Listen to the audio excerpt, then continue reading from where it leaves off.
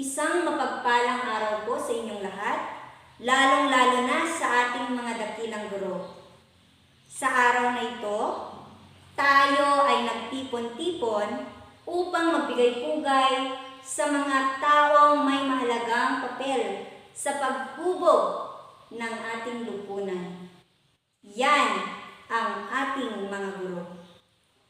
Sila ang mga taong tahimik, ngunit makapangyarihang tagapagbago ng ating kinabukasan. Mga tagapag-alaga ng kaalaman at mga gabay sa buhay. Ang pagiging guro ay higit pa sa pagtuturo ng mga signatura. Ito ay isang banal na tungkulin na kinapapalooban ng paghubog ng puso, ng isipan, at maging ng mga ugali ng mga batang dumadaan sa kanilang pangangalaga.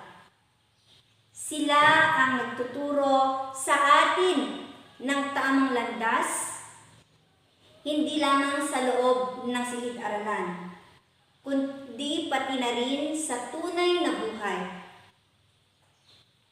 Ang kanilang mga mag-aaral ay hindi lamang tumututok sa libro at kwaderno, kundi sa mga leksyong nagiging pundasyon ng ating karakter at pananaw sa mundo.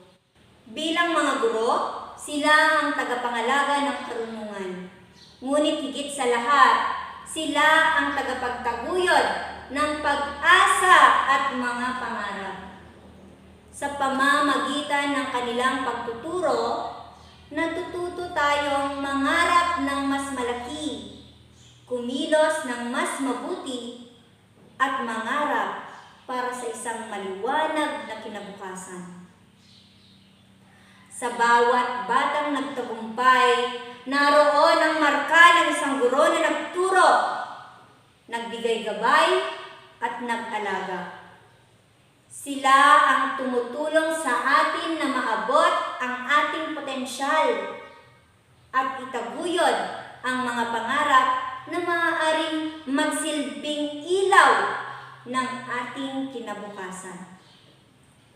Ang mga guro ay may tungkulin, hindi lamang sa kanilang mga estudyante kundi sa buong lipunan.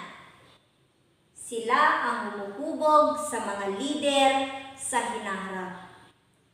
Sa mga manggagamot, inhinyero, guro, at lahat ng uri ng profesional na nagtataguyod sa ating bansa. Ang bawat hakbang na kanilang ginagawa ay isang hakbang patungo sa pag-unlad ng ating bayan.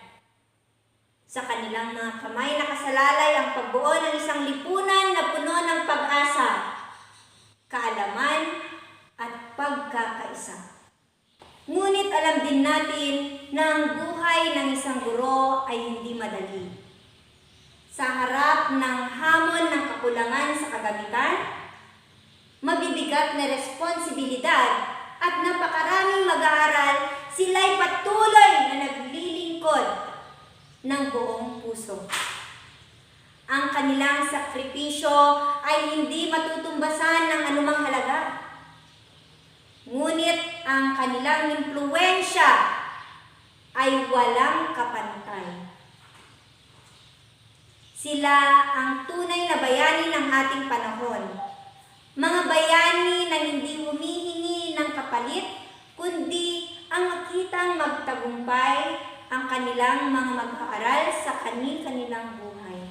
Kaya naman, sa araw na ito, hayaan nating ipahayag ang ating taus-pusong pasasalamat sa ating mga guro. Naway patuloy kayong maging inspirasyon at gabay ng bawat batang Pilipino na nangangarap at nagsisikap na magkaroon ng mas magandang kinabukasan.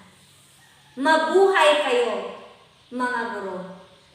Maraming salamat at pagpalain nawa kayo ng Diyos sa inyong mga misyon.